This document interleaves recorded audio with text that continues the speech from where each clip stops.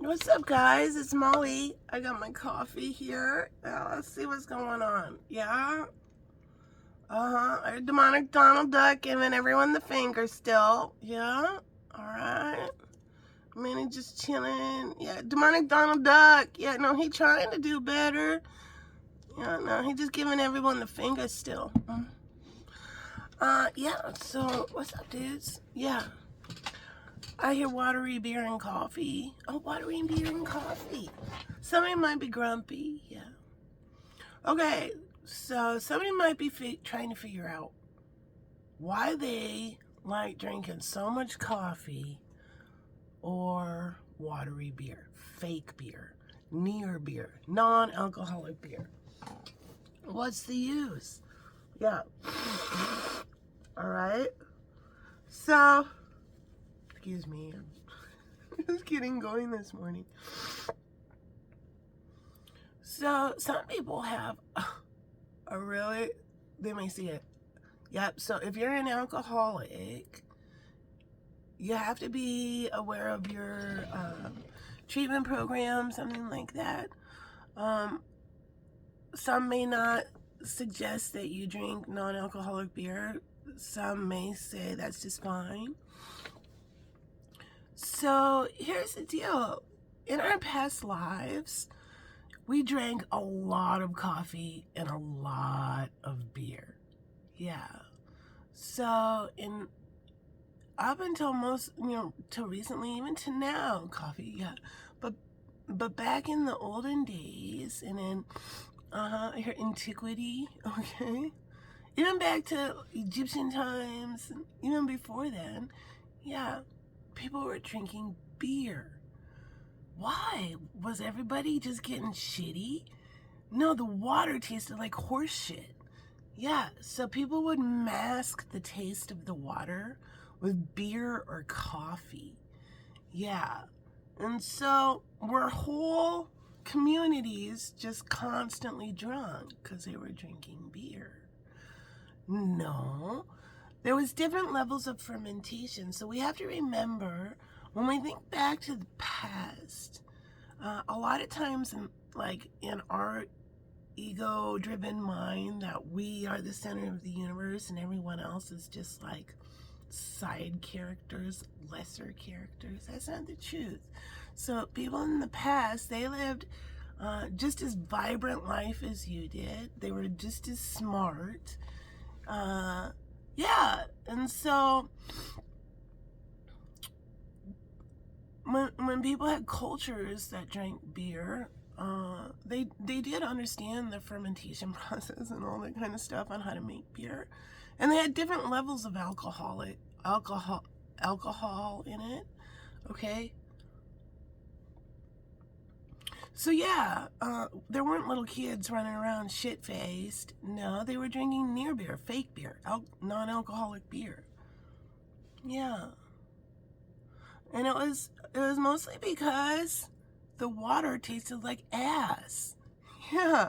So on ships, like sailing ships and stuff, they drank a lot of coffee because they had stored their water, their stanky water to begin with, stored it in barrels, things like that, and it just tastes so much better as coffee.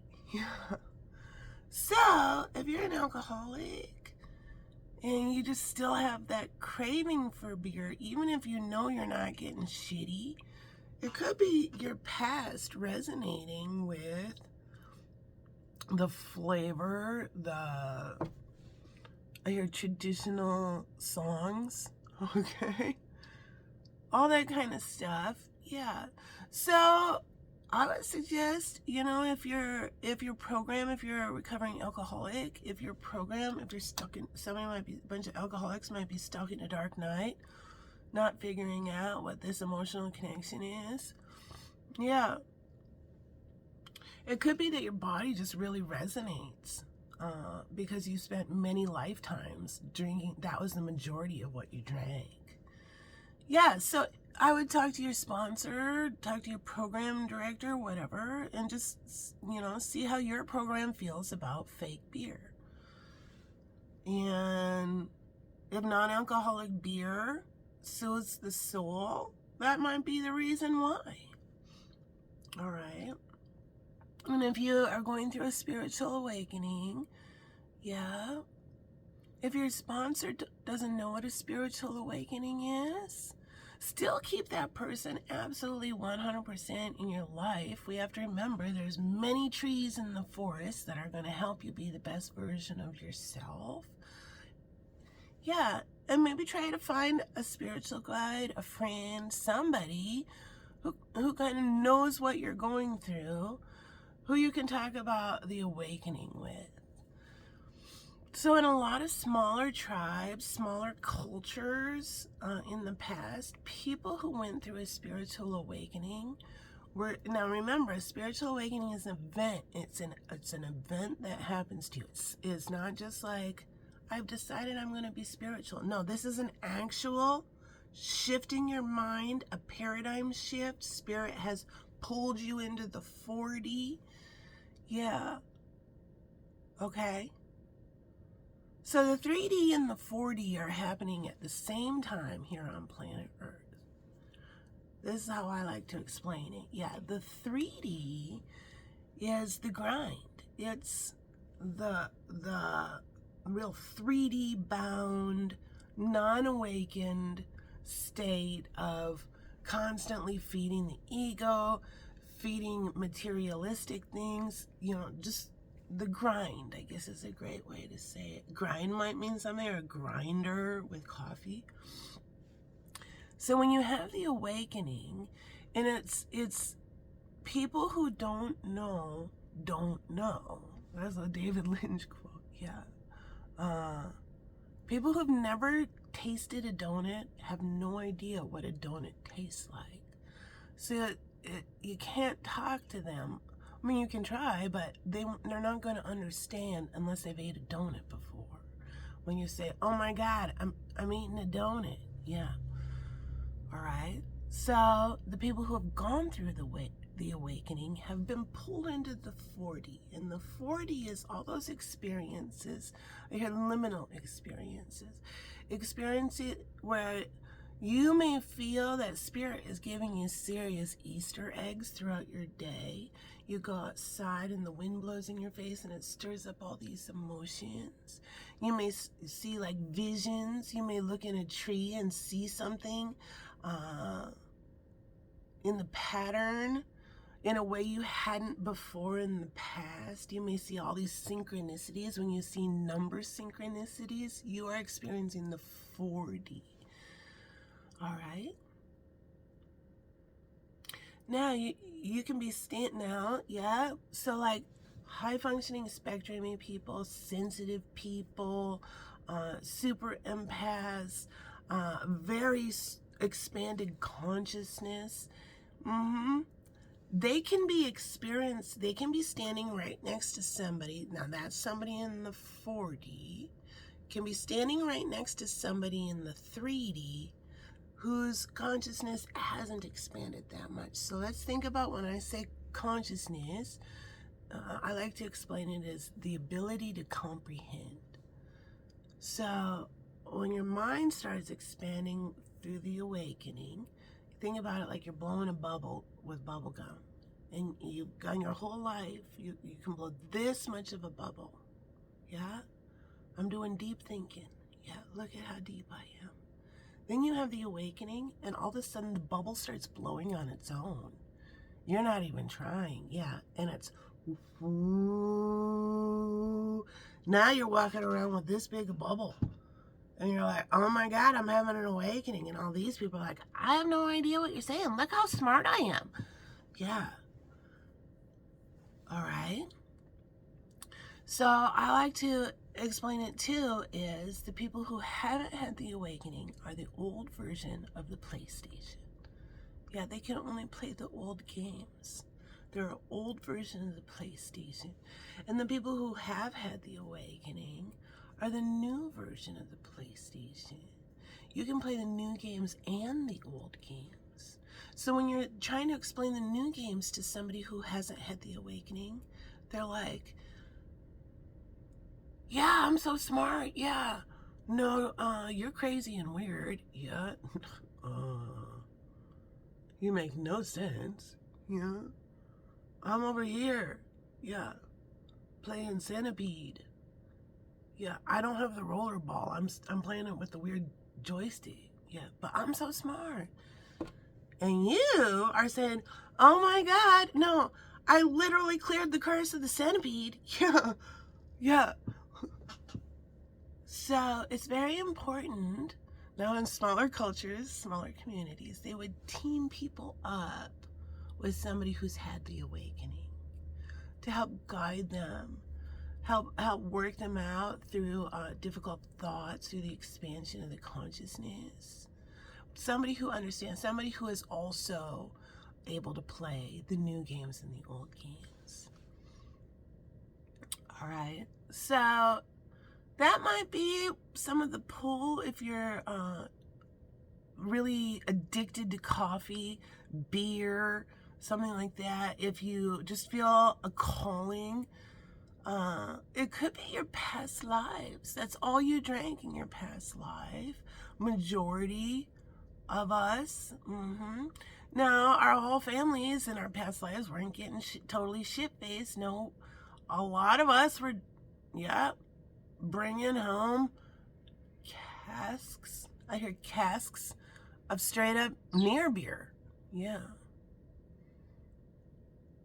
Tastes better than the funky water. All right, there's the message. Good morning, dudes. I love you. I hope you love you. And if you are an alcoholic, and if you have been staying sober, I'm proud of you. That's a tough struggle. I'm lucky I don't have alcoholism. I don't have addiction issues, but I understand. And to the most I can, you know. And Spirit wants to say, it's really proud of you. And just to explain a little bit why you may have those cravings. So if drinking fake beer, they call it near beer here in the United States. It's just non-alcoholic beer. If drinking that is okay with your recovery program, yeah, maybe just, yeah, have a couple watery non-beers. And make a toast to your past life. And the Spirit says you're doing a really good job. And it's proud of you. Now remember, when you don't drink alcohol in an entire moon cycle, you can make this specific oil. It comes around somewhere around here, which allows Spirit to work with you. You can commune with Spirit. But if you drink alcohol, yeah, or like do drugs, hard drugs. And what? I said dirty drugs, yeah. Heroin, meth, cocaine, ecstasy, any of those like harder drugs, yeah, it's just going to prevent you from being able to make that oil. And I call that making the butter. Yeah. And so it's a give and take. Do you want to commune with Spirit? If you're psychic, do you want to be psychic? Or do you want to be drunk? The choice is up to you. A lot of you have the ability to co-create with Spirit, but you're standing in your own way by having a bullshit drink that you don't even need. You're just kind of bored.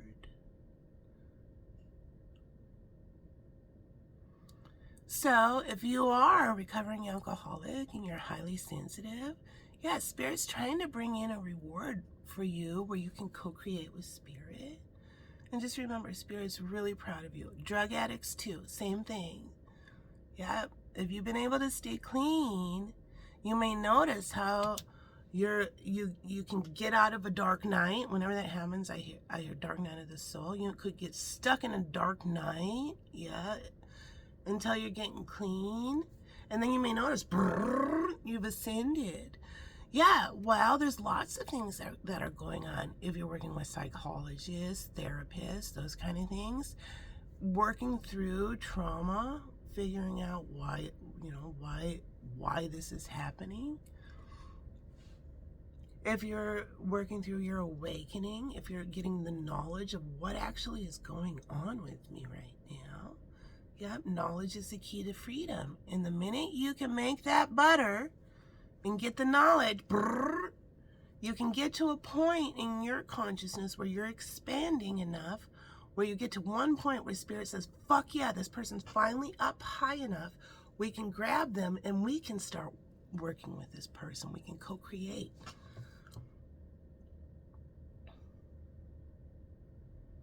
All right.